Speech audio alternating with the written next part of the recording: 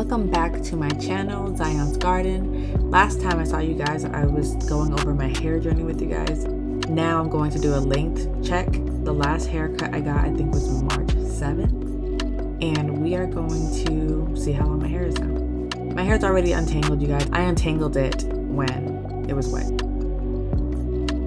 So I just run it through a few times, and so far so good. The hair routine method that's worked for me overall has been doing a hair mask once a week, and then a few days later, like 3 to 4 days later, I'll do an oil treatment, and then 3 to 4 days later I'll do a hair mask again, and then 3 to 4 days later I will try another method such as aloe vera or henna, so on and so forth. So it has grown quite a bit. I'm going to put a before and after picture up for you guys to see.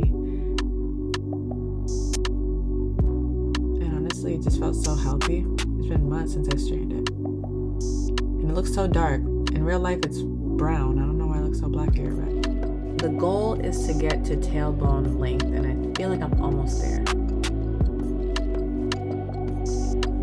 then I just tried different bangs. I had bangs. I'll post a picture of that too. So they're kind of growing out now. Yeah.